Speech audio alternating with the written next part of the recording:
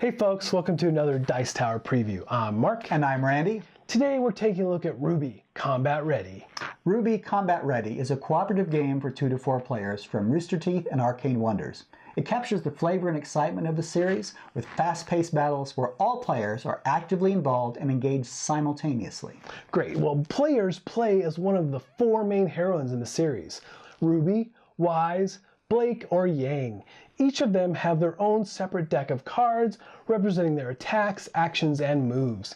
Each character plays a little differently, using their own unique tactics and strategies. Players choose a scenario to play. Each scenario will have you fighting 1 or more battles. Battles are against a particular villain with a particular set of rules and may include 1 or more objectives. RWBY Combat Ready is all about battles. Battles are made up of a series of duels, and during a particular duel, there's one player that's the active player who controls center stage and dictates the pace of the battle. All other players will be in a supportive role, either helping the main player or attacking some of the minions controlled by the villain. Now, the villain is not controlled by another player. Right. The actions of the villain and their minions are dictated entirely by their own deck of cards. So all human players actually work cooperatively against those villains. Right. And the thing about that too is that everyone is actively playing the whole time. Right.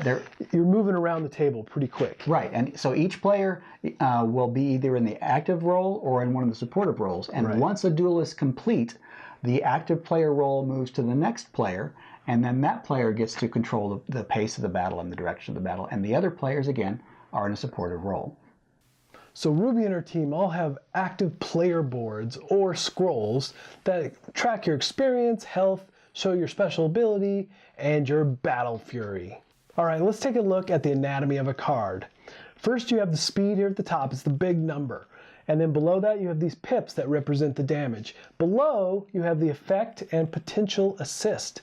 Now, speed is super important. Speed will dictate if you are successful in this attack. And of course, the damage pips show how much damage you will apply to the villain. As Mark said, an attack is successful only if the speed of the heroine's attack is greater than the speed shown on the card played by the villain or the minions. Many cards also have an effect on them, and those take place whether or not the attack is successful. Lastly, some cards also have an assist on them, and this is available for players in the supporting role to assist the active player as they're attacking the villain. Supporting players can also use that same card to attack the minions directly or to pursue one of the scenario objectives. Now, an important thing to note that's really kind of neat about this is that the villain cards on their backs, they have different stances, different backs that kind of give you a clue into what is coming your way. You've got cards that are aggressive, and then you've got one that's called balanced, and then you have one that's more subtle. And so across the board, you know, kind of gives you kind of a feel of where you're headed, but you don't know exactly what the villain has in store for you. Exactly. And as Mark said, these will give you a clue specifically to the speed of the attack by the villain. Right. So the aggressive ones will have higher speed, balanced a little bit lower, and as he's in a subtle stance, he's plotting, and so his attack will have a much lower value. But the question is how low? Yeah. You might use that opportunity to say, hey, I'm going to play one of my lower cards, but again, if your speed is not higher than his, even at the lowest stance, then you won't be successful. You still won't be, yeah. Now, there's also a 4th type of card back, and this is an event, and these are played immediately. These typically have an effect on the future attacks by the villain. So, and they're in play until, well, at least the one in this example is in play until it's destroyed. Right. It can make a big difference in how the game proceeds. Lastly, there are cards representing the minions, and there are various types of minions, and each of those have various speeds and damages. So they also have a counter strike ability. So they play a little bit differently than the main villain does.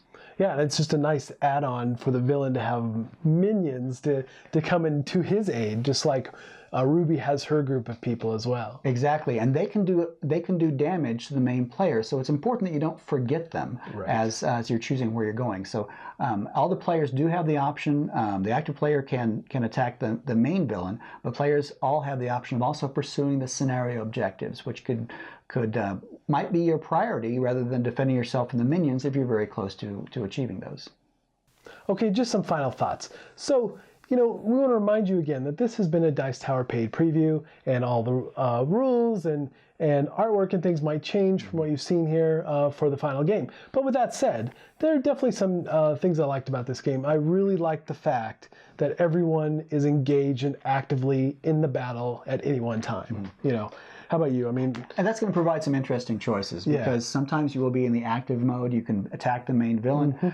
Sometimes you'll be in a supportive role. You can either assist the main or active player, or you can attack the minions, or you can pursue the scenario objectives. So, and the stance, or not the stance, can't say that, but your role changes from duel to duel within the overall battle. Right. So the games will feel different, not just because of the villains will change and the minions will change and the scenario objectives will change, but your role in each duel changes. So I like that too, that how the battles are going to just potentially feel really different each time. Right. Which is really a nice added feature, and how everybody's actively involved. True. And the nice thing about a cooperative game here, you don't have to designate someone to be the bad guy. This actually allows people to play together. There's no disadvantage if one player is really experienced, another player is a novice. You can all play together and support each other. So I think that's the benefit of this over some other card games, where if you have an experienced player and you have a novice player, obviously there's an inclination for the experienced player to wipe out the novice player. In this case, you're playing cooperatively, and again, nobody has to be the bad guy. Right. All right, folks. So if you're a fan of the series, or if this game looks interesting to you, I'm sure they would appreciate your support. So I think that's it from us.